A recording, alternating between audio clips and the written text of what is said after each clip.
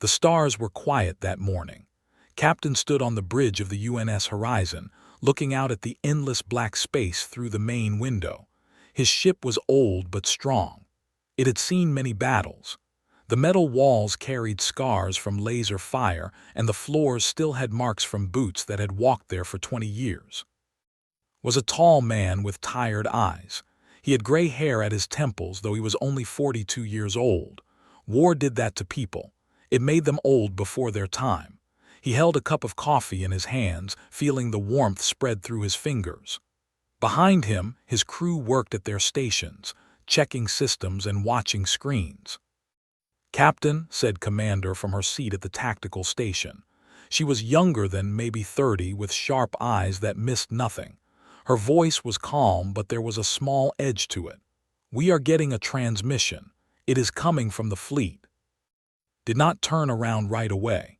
He took one more sip of his coffee and then set the cup down on a small shelf near his chair. He had heard stories about them for years. A proud race of warriors who believed they were the strongest in the galaxy. They had conquered 12 star systems in the last decade. Now they had come to human space. "Put it on the main screen," said. The screen flickered and then showed a face that was not human. General of the Empire stared back at them. His skin was dark purple, like a bruise. He had 4 eyes arranged in a diamond pattern on his face. His mouth was wide and filled with small, sharp teeth. Golden armor covered his chest, decorated with symbols that probably meant something important to his people. "Human vessel," said. His voice was deep and rough. "I am General, Commander of the Invasion Force. You are in our path. Move aside or be destroyed." Walked slowly toward the screen. He put his hands behind his back and stood straight. Around him, his crew had stopped working. Everyone was watching, waiting. "General," said, his voice steady, "I am captain of the United Nations ship Horizon. This system is under human protection. We will not move." Laughed. It was an ugly sound, like rocks grinding together. His 4 eyes blinked one after another. "You are brave, human, but bravery is not enough. Do you know how many soldiers I have? Do you know the size of my army?" He leaned forward, his face filling the screen. "I have 1 million troops, 1 million warriors trained from birth to fight and kill. Your little fleet cannot stop us." Lieutenant, the weapons officer, made a small sound. He was young, only 25, and this was his first real battle. His hands were shaking slightly over his console. Noticed but said nothing. Fear was normal. What mattered was what you did with it. 1 million troops, repeated.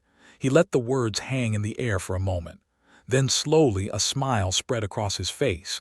It was not a friendly smile. It was the smile of a wolf looking at sheep. "Good. I have 1 million targets." The bridge went silent. Even the hum of the ship seemed to fade. On the screen's expression changed. His 4 eyes narrowed and his teeth clicked together. "You dare to threaten me," he growled. "You are one ship, one small, weak ship. What can you possibly do against my army?" Turn 2, "Commander, show our guest what we have prepared for him." His fingers danced across her console. The main screen split in half. On one side was Still's angry face. On the other side appeared a map of the star system. Red dots began to appear, first a few dozen, then hundreds, then thousands. They spread across the map like drops of blood. "These are our orbital strike platforms," explained calmly. "There are 8,000 of them hidden throughout this system. Each one carries 50 kinetic bombardment rods. That is 400,000 rods, General. Each rod is made of solid tungsten and moves at 20% of light speed. When one of them hits a target, it releases the same energy as a nuclear bomb. No radiation, just pure destruction." Stared at the screen. His purple skin seemed to grow paler. "Your troops are on transport ships," continued. "Big, slow transport ships. Easy targets. My platforms can fire all their rods in less than 5 minutes. Your 1 million soldiers will become dust before they ever touch the ground of any human world." The general tried to speak, but no words came out. Behind him, on his own bridge, Other officers were looking at each other with fear in their many eyes. "You think numbers make you strong," said. He took a step closer to the screen. "But numbers mean nothing if you cannot use them. Your army is packed together like fish in a net, and I am holding the knife." Sergeant, the communications officer, was smiling now. She had served with for 7 years. She had seen him do this before, take an impossible situation and turn it around with cold logic and careful planning. "This is your only warning," said. "Leave this system. Go back to your empire. Tell your leaders that human space is not for you. If you stay, if you try to attack us, I will not fight your army. I will erase it."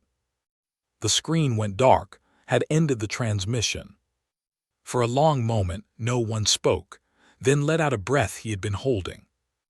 "Captain," he said, his voice shaking, "will they leave? Will they really just go?" Turned and walked back to his chair. He sat down and picked up his coffee again. It had gone cold, but he drank it anyway. "No," he said quietly, "they will not leave. They are too proud, too sure of themselves." He looked at his crew, meeting each of their eyes in turn. "They will attack, and when they do, we will show them why humans are still alive in this galaxy. Not because we are the strongest, not because we are the fastest, but because when it comes to war, no one does it better than us." The crew nodded. They understood. This was not a time for hope. This was a time for action. "Battle stations," ordered. "The storm is coming." And somewhere out in the darkness, 1,000,000 soldiers prepared to learn the hardest lesson of all. In war, numbers were just the beginning. What mattered was who was counting. General stood in the center of his command ship, the pride of. His hands were curled into fists. His 4 eyes burned with anger. Around him, his officers moved quietly, afraid to make any sound that might draw his attention. "How dare he?" whispered. His voice was like ice. "How dare that human speak to me that way?" Admiral, his second in command, stepped forward carefully. She was smaller than but no less deadly. Her gray skin was covered with battle scars from 100 fights. "General," she said softly, "perhaps we should consider his words. Those orbital platforms could be a real threat. Maybe we should." "Consider," spun around to face her. "Consider running away. Consider showing weakness to these soft, short-lived creatures." He laughed bitterly.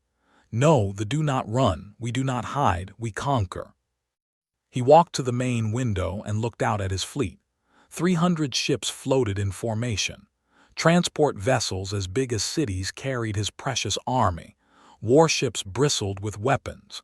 Fighters waited in their bays like angry insects ready to swarm. 1,000,000 soldiers, said proudly. "The largest invasion force in history. I have spent 10 years building this army. I have trained them myself. They know every fighting style, every weapon, every tactic. They are perfect." Said nothing. She knew better than to argue when was like this. Meanwhile, on the UNS horizon, Captain was having a very different conversation. He stood in the briefing room with his senior officers around a large table. A holographic map of the system floated above them, showing every ship, every platform, every possible battlefield. "They will attack," said. "I give them 6 hours, maybe less. Is too proud to back down." Commander nodded. She was already running calculations on her tablet. "Our orbital platforms are ready, full payload in all 8,000 units. But, sir, we have a problem." "Tell me." "The platforms are designed for ground targets, slow targets. The transport ships are big and slow, yes, but their warships are fast. If their fighters get close to the platforms, they can destroy them before we fire." Lieutenant raised his hand. He still looked scared, but there was something else in his eyes now. Determination. "What if we use decoys? Make them think our platforms are in different places?" Smiled slightly. The boy was learning. "Good thought, but they will see through that quickly. No, we need something better." He turned to Sergeant. "What is the status of the automated drones?" Pulled up a new display. Thousands of small red dots appeared around the fleet. "We have 40,000 combat drones ready for deployment. Each one carries anti-fighter missiles and point defense lasers. They are not strong enough to attack the main fleet, but they can protect the platforms. Deploy them, ordered. Form a defensive shell around every platform group. The drones will keep the fighters busy while we handle the transports. Private Bora, the youngest member of the team, spoke up from the corner. She was barely 20, fresh from the academy, but she had a mind for strategy. Captain, what about the civilian stations? There are mining colonies throughout the system. If they realize they cannot beat us directly, they might attack those instead. Felt a cold weight settle in his chest. She was right. He had been so focused on the army that he had almost forgotten about the 60,000 civilians scattered across the system. Contact all stations, he said. Order immediate evacuation to the inner planets. Anyone who cannot evacuate should shelter in their deepest bunkers. This is not a request. The orders went out. Across the system, alarms began to ring on mining platforms and research stations. Families grabbed what they could and ran for escape pods. Some made it. Some did not have time. Back on the Pride had made his decision. He stood before a massive screen that showed his entire fleet. All commanders, he announced. Begin the attack. First wave will be our fighters. They will clear a path through whatever defenses the humans have. Second wave will be our warships. They will destroy the human fleet. Third wave will be our transports. Once the path is clear, our soldiers will land on every human world in this system and claim it for the Empire. His commanders saluted. Across the fleet, engines roared to life. The war machine began to move. On the horizon, alarms screamed. Contact, reported, her voice steady despite the tension. Enemy fighters launching, I count. 10,000, no, 20,000, they keep coming. Watched the tactical display. A swarm of red dots poured from the fleet like water from a broken dam. They moved fast, faster than he had expected. Launch our drones, he ordered. All squadrons, tell them to engage at maximum range. Do not let those fighters reach the platforms. The space between the two fleets came alive with death. Human drones, small and quick, met the fighters in a storm of missiles and laser fire. Explosions lit up the darkness like a new sunrise. His hands flew across his console. Drone losses at 8%. Enemy losses at 12%. We are winning the exchange, but they have more fighters than we have drones. That is expected, said. The drones are not meant to win. They are meant to buy time. Time for what? Bora asked. Pointed at the tactical display. Behind the swarm of fighters moving slowly but surely were the transport ships, hundreds of them, each one full of enemy soldiers. Time for them to get close enough, he said. The fighters are a distraction, thinks we will use all our weapons against them. He thinks that once the fighters are done, we will have nothing left. Smiled that cold wolf smile again. He is wrong. Understood, her eyes widened. The platforms, they have not fired yet. Not one shot, confirmed. Every single platform is still fully loaded. 8,000 platforms, 400,000 kinetic rods, and very soon those transport ships will be in range. The battle raged on. Drones fell by the thousands. Fighters exploded into spinning wreckage, but slowly, surely, they pushed forward. They were winning, or so they thought. On the Pride watched with satisfaction. The human defenses were crumbling. His fighters were almost through. See, he said triumphantly. This is what happens when you face the might of the. These humans talk big, but they cannot back it up. Said nothing. Something felt wrong. The humans were fighting hard, but they were losing too easily. It was almost like they wanted to lose the drone battle. And then she realized why. General, she said, her voice suddenly urgent. The transports, look at where the transports are. Looked, his transports had moved forward, following the fighters, staying in their shadow.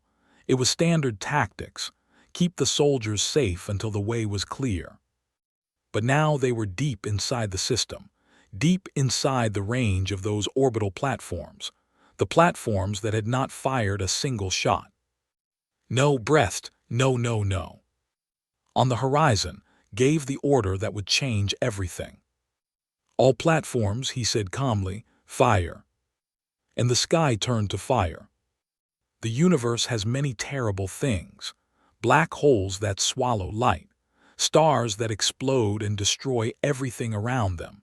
But on that day in that system, nothing was more terrible than what the humans unleashed. From 8,000 platforms hidden throughout the system, 400,000 kinetic rods launched at the same moment. They were simple weapons, just long rods of solid tungsten, as thick as a man's arm and twice as tall. No explosives, no fancy technology, just metal and speed. They moved at 20% of light speed. At that velocity, even a small piece of metal carried unbelievable energy. When those rods hit something, they did not just damage it, they destroyed it completely. The transport ships never had a chance. On the Pride of, General watched his screens in horror. Each transport appeared as a green dot on his tactical display. One by one, those dots turned red and then vanished completely. "Report," he shouted. "Give me a damage report." Admiral's voice shook as she read the numbers. Transport 7 is gone. Transport 12 is gone. Transports 20 through 30 are gone. She stopped and took a breath. "General, we have lost contact with 200 ships in the first 10 seconds. "That is impossible," said. But even as he spoke, more dots disappeared from his screen. 200 became 300. 300 became 400. On the horizon, Lieutenant watched the same battle from the other side. His hands had stopped shaking. He felt strangely calm now. This was not a battle anymore. It was mathematics. "First wave impact confirmed," he reported. "Targeting data shows 87% hit rate. Enemy transports are taking massive damage." "Second wave firing," Sergeant added. "Platforms are reloading. They will have fresh ammunition in 90 seconds. Captain stood in the center of the bridge, watching everything unfold. His face showed no emotion. This was not something to celebrate. This was something to endure. "What about their warships?" he asked. "Are they moving?" Commander checked her console. "Yes, Captain. The warships are breaking formation. They are trying to intercept the kinetic rods." She paused. "It is not working." The rods were too small and too fast. The point defense systems, designed to shoot down missiles and fighters, could not track them. A few rods were destroyed, but for every one that was stopped, 100 more got through. On one of the transport ships, a young soldier named felt the deck shake beneath his feet. He was packed into a troop bay with 5,000 other soldiers. They had trained for months. They had dreamed of glory in battle. Now those dreams were ending. "What is happening?" someone shouted. The lights flickered. Then a rod punched through the hull 2 decks above them. It moved so fast that did not even see it. One moment there was a ceiling. The next moment there was a hole as wide as a doorway, and the stars were visible through it.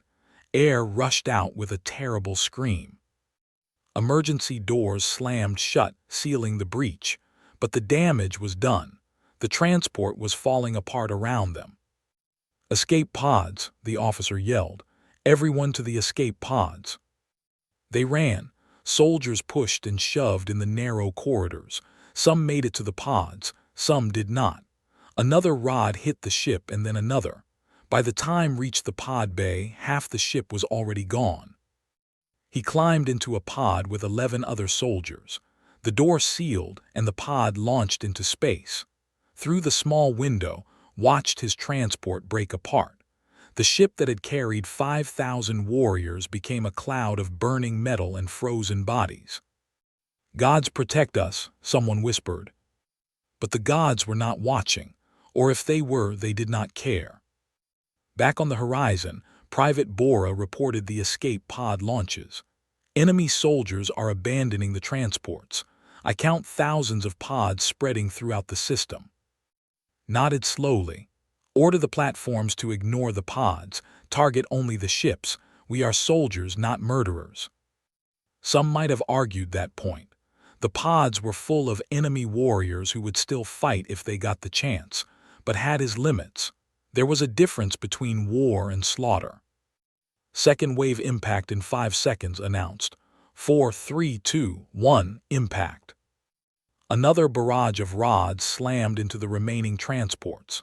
The fleet, which had entered the system with 300 ships, was shrinking by the minute. On the pride of finally understood his mistake, he had brought an army to fight a war. The humans had brought a machine to conduct an execution. How many? He asked quietly. His voice was broken now. The pride was gone. How many have we lost? Did not want to answer, but she had no choice. 600,000 soldiers, General, and the attack is still continuing. 600,000, more than half his army gone in less than 10 minutes, felt something he had never felt before in his long career. Defeat, complete and total defeat. Order the surviving transports to fall back, he said. Get them out of range of those platforms. The fighters said, should we recall them? Looked at the tactical display. His fighters were still engaged with the human drones. They were winning that battle, but winning against drones meant nothing when the army behind them was being erased. Yes, he said, recall everything, full retreat. The order went out. Across the system, pilots turned their ships around and ran. It was not an organized withdrawal. It was a panic. But the humans were not finished. Enemy fighters are retreating, reported. The transports are also trying to move out of range. Walked to the tactical display and studied it carefully. They were running, but they were still dangerous. An army of even 100,000 soldiers could cause terrible damage if they reached a planet. How many transports are still operational? He asked. Approximately 60, answered, carrying an estimated 150,000 troops. Too many, said. Continue the bombardment. I want those numbers down to something manageable. Captain, Bora said hesitantly, if we keep firing, we might hit the escape pods. The area is getting crowded. Closed his eyes for a moment. This was the part of war that no one talked about, the choices that had no good answers. If he stopped firing, enemy soldiers would survive to kill human civilians. If he continued firing, some of those soldiers would die helplessly in their pods. Focus fire on the remaining transports, he ordered. Avoid the pods if possible, but our priority is protecting our people. The platforms continued to fire. More transports died. More pods launched. The space around 7 became a graveyard of metal and ice and floating bodies. After 20 minutes, it was over. All enemy transports destroyed or disabled, reported. His voice was hoarse. Enemy losses are approximately 800,000 soldiers. Remaining survivors are in escape pods or on the few ships that managed to get out of range. 800,000. That number hung in the air like a weight. Our losses? Asked. 32,000 drones destroyed, said. No human casualties. No human casualties. They had killed 800,000 enemy soldiers without losing a single human life. It should have felt like victory. It felt like something else. Sat down in his chair and stared at the screen. Out there, floating in the darkness, were the survivors. 200,000 soldiers with nowhere to go. Their fleet was broken. Their general was defeated. Their invasion was over before it truly began. Open a channel to the enemy flagship, said. His face appeared on the screen again. He looked different now. The pride was gone. The anger was gone. All that remained was a tired old soldier who had just learned a terrible lesson. Captain said, his voice was quiet, you have made your point. This did not have to happen, replied. I gave you a chance to leave. You chose not to take it. I underestimated you, admitted. I thought humans were weak. I thought your small numbers made you easy prey. He shook his head slowly. I was a fool. Felt no satisfaction, only weariness. What happens now is up to you, General. Surrender and we will rescue your survivors, help them return home, or fight on and lose the rest. Looked down at his hands, hands that had held weapons for 50 years, hands that had killed enemies beyond counting. Now those hands had nothing left to hold. I will consider your offer, he said.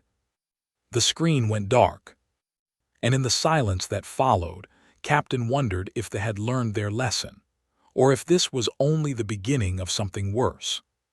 The Pride of drifted in the cold darkness of space. Its engines were still working, its weapons were still armed, but the ship felt dead. Everyone on board knew that the war was over. General sat alone in his private quarters. The room was large and decorated with trophies from his many victories, flags taken from conquered worlds, weapons collected from fallen enemies, medals given by emperors who praised his name. Now all of it felt worthless. He stared at a small screen on his desk.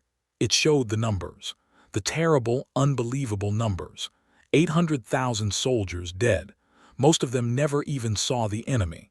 They died in their transport ships, packed together like cattle, killed by simple metal rods falling from the sky. There was a knock at his door. Enter, said. His voice was empty. Admiral stepped inside. She looked as tired as he felt. Her gray skin had turned pale and her eyes were red from stress. General, she said quietly, the captains are asking for orders. They want to know if we are going to surrender. Laughed. It was a bitter, broken sound. Surrender. They have never surrendered in 400 years of warfare. We are supposed to be the greatest warriors in the galaxy. Perhaps we were, said carefully, but the galaxy is changing. The humans are not like our other enemies. No, agreed, they are not. He stood up and walked to the window. Outside, he could see the remains of his fleet. The warships were still there, mostly undamaged, but the transports were gone. The army was gone. Everything he had built for the past 10 years was floating wreckage. I have studied humans for years, said. I read their history, I watched their broadcasts, I thought I understood them, short lives, soft bodies, divided governments that argue over everything. He shook his head. I thought they were weak.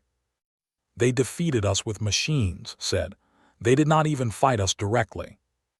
That is what I did not understand. Turned to face her. The humans have been fighting each other for their entire history, war after war after war. They never stopped. While they built a peaceful empire and only fought when we had to, the humans were killing each other constantly. Looked confused. How does that make them stronger? Should not constant war make them weaker? You would think so, said. But instead, it made them experts. Every weapon they have was designed to kill other humans. Humans who think like they do. Humans who are just as clever and just as creative. For thousands of years, they developed better and better ways to destroy each other. He picked up one of the medals from his shelf and looked at it. A gold symbol of victory, meaningless now. When we came to their space, continued, we thought we were bringing something new. We thought our million soldiers would be an unbeatable force. But to the humans, we were not new. We were not special. We were just another problem to solve. And they had already solved it, said slowly. Understanding dawned in her eyes. Exactly. Orbital bombardment platforms, kinetic weapons, automated drones. They built all of these to use against each other in their endless wars. We walked into a trap that they had spent centuries building. On the horizon, Captain was having his own conversation. He stood in the ship's medical bay, looking at a wounded civilian who had been rescued from one of the mining stations. The woman's name was, and she had burns on her arms from an explosion. How are you feeling? Asked gently. Looked up at him. Her eyes were full of pain but also gratitude. Better now. The doctors say I will be fine. She paused. Captain, is it true? Did you really stop them, the aliens? We stopped them, confirmed. They will not be landing on any human world today. Started to cry. Thank you so much. I thought we were all going to die. When the alarms went off, I thought this was the end. Put a hand on her shoulder. You are safe now. Rest and heal. We will take care of the rest. He left the medical bay and walked slowly back to the bridge. Along the way, he passed crew members who nodded or saluted. They looked at him like a hero, but did not feel like a hero. He felt like a butcher. 800,000 dead. Even if they were enemies, even if they came to kill and conquer, they were still living beings. Each one had a family somewhere. Parents who would never see them again. Children who would grow up without fathers or mothers. Commander was waiting for him on the bridge. Captain, General is transmitting. He wants to talk. Took his place in the command chair. Put him through. His face appeared on the screen. He looked different than before. The arrogance was gone. In its place was something that might have been respect. Captain said, I have made my decision. I am listening. I will surrender. The words seemed to cause physical pain. Not because I am afraid, not because I am a coward, but because my soldiers deserve to live. The ones who survive, they are good warriors. They should not die for my pride. Nodded slowly. That is a wise choice, General. I have conditions, continued. I want your word that my surviving soldiers will be treated fairly. They will not be tortured or executed. They will be returned to space when possible. You have my word, said. Prisoners of war will be treated according to human law. That means food, shelter, medical care, and eventual release. Studied's face for a long moment. You humans are strange. You can kill 800,000 soldiers without hesitation, but you promise to treat the survivors with kindness. How do you hold both things in your heart at the same time? Thought about the question. It was a fair one. We do not enjoy killing, General. We are good at it because we had to be, but that does not mean we have lost our humanity. When the fighting stops, we remember who we are. And who are you? People who want peace, said. Just like everyone else. We did not ask for this war. We did not want it. But when you came to take our homes and kill our families, we had no choice but to fight. Was silent for a moment. Then he did something unexpected. He bowed his head. I understand, he said. I understand now what we awakened when we came here. You humans are not weak.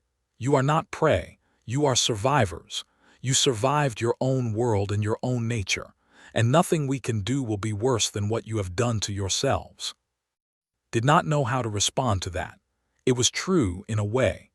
Humans had survived world wars, genocides, plagues, and countless other horrors. The invasion was just one more challenge in a long history of challenges. Begin transmitting the surrender protocols, said to. Coordinate with the flagship for the rescue of their survivors. I want every soldier in an escape pod brought to safety within 24 hours. Yes, Captain. Watch from his screen. You are already thinking about rescue. Of course, said. Those soldiers are not my enemies anymore. They are just people who need help, and helping people is what we do when we are not being forced to kill them. For the first time since the battle began, smiled. It was a small, sad smile, but it was real. Perhaps, he said slowly, there is something we can learn from you humans after all. The screen went dark. Leaned back in his chair and closed his eyes. The battle was over. The war, at least this part of it, was won. But he knew that this was not the end. Somewhere in the Empire, leaders would be watching. They would see what happened here. They would have to decide what to do next. Would they seek revenge? Would they send more armies? Or would they finally understand that some enemies were too dangerous to fight? Only time would tell. For now, Captain allowed himself one moment of rest. Tomorrow, there would be more work to do, more problems to solve, more decisions to make. But for this one moment, the stars were quiet again. 3 months passed since the Battle of Seven. The galaxy had changed in ways no one expected. The news spread quickly. Within days of the battle, every species in known space had heard the story. The mighty empire, conquerors of 12 star systems, had sent their greatest army against a single human fleet, 1 million soldiers against a handful of ships, and the humans had won without losing a single life. The story grew with each telling. Some versions said the humans had secret weapons that could destroy entire planets. Others claimed they had made deals with dark powers beyond the stars. The truth was simpler and more terrifying. Humans were just very, very good at war. Captain did not enjoy the attention. He returned to Earth as a hero, but he refused all the medals and ceremonies. He gave one speech to the United Nations and then disappeared back to his ship. "I am not a hero," he told Commander when she asked why he avoided the celebrations. "I am just a soldier who did his job. Heroes are people who do something special. I just used the tools we already had." Understood. She had been with him through the whole battle. She knew the weight he carried. The surviving soldiers were treated exactly as had promised. They were given food, medicine, and comfortable quarters at a prison camp on Mars. Many of them were surprised by this treatment. They had expected torture and execution. Instead, they got warm beds and 3 meals a day. Young, the soldier who had escaped his transport in a pod, was among the survivors. He spent his days in the camp learning about humans. He read their books, watched their entertainment, and talked with the guards who seemed genuinely friendly. "Why are you so kind to us?" asked a guard named Sung one afternoon. "We came to kill your people. We destroyed your stations. We were your enemies." Sung shrugged. He was a young man with an easy smile. "You were our enemies, past tense. Now you are just prisoners waiting to go home. Why would I treat you badly? What would that accomplish? Among my people, prisoners are seen as failures. They are shamed and punished." "That seems like a waste of time," Sung said. "You fought, you lost, now you wait. Getting angry about it does not change anything. Besides, most of you did not choose to invade us. You just followed orders. Hard to blame someone for that." Thought about this for a long time. The humans were confusing. They could kill with cold efficiency when they needed to, but they showed mercy just as easily. It was like they could turn their violence on and off like a light switch. Back on the Pride of, General was preparing to return home. The human government had agreed to let him go, along with his remaining ships. They kept his weapons but gave him enough fuel to make the journey back to space. Before he left, he had one final conversation with Captain. They met on a neutral space station, face to face for the first time without screens between them. Was surprised by how old looked in person. The general moved slowly, and his 4 eyes were tired. Captain said, "I wanted to thank you, not for defeating me but for how you handled the aftermath. Your kindness to my soldiers was unexpected." "It was the right thing to do," said simply. Perhaps handed a small box. "This is for you, a gift from my personal collection."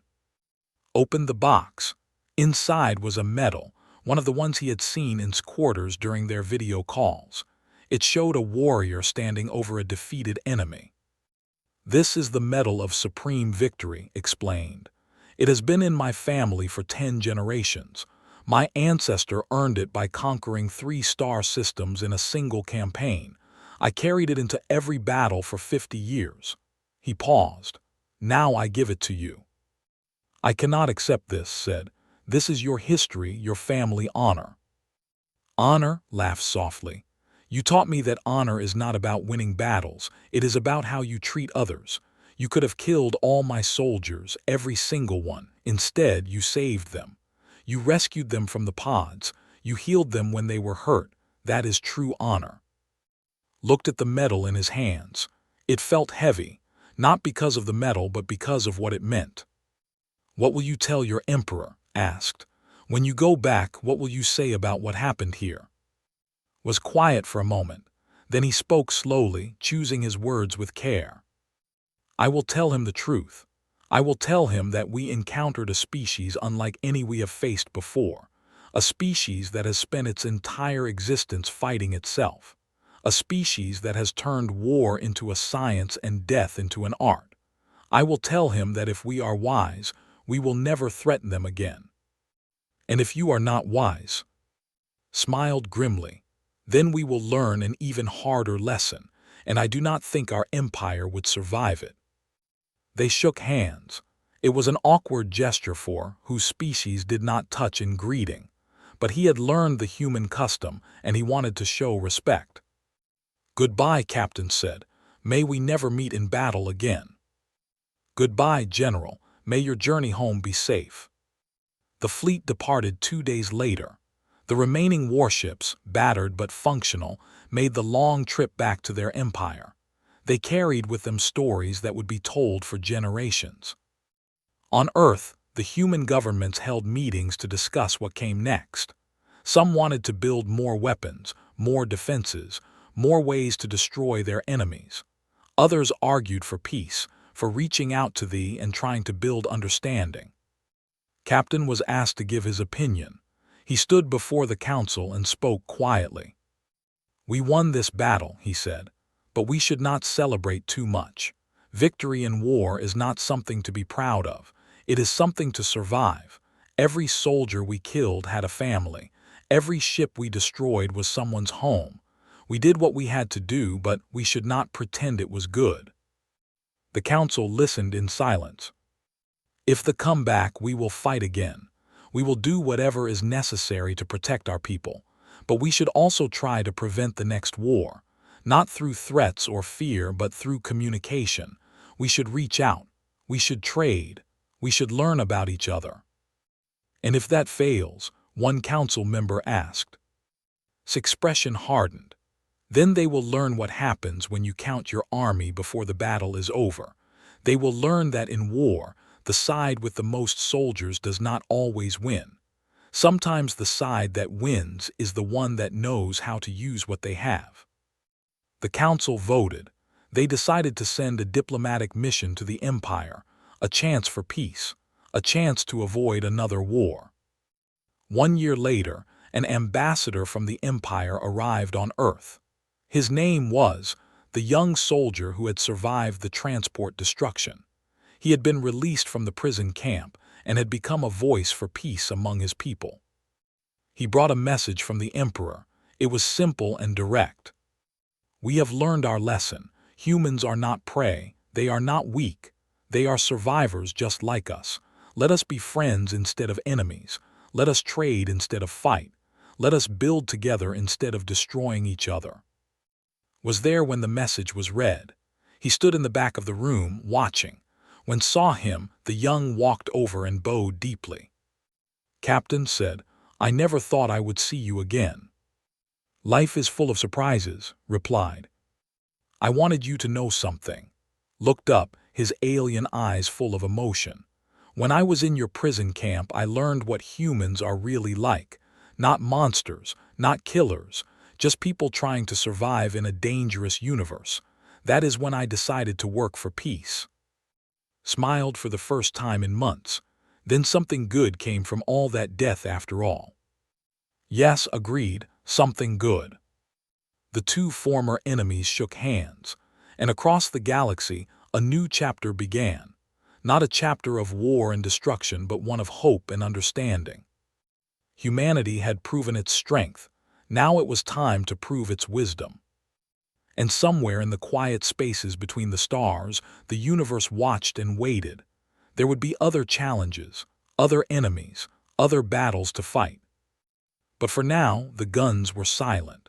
The ships were at peace, and the million targets that Captain had threatened to destroy were alive and well, building a future that no one had thought possible. Not through violence, but through the hardest victory of all. Peace.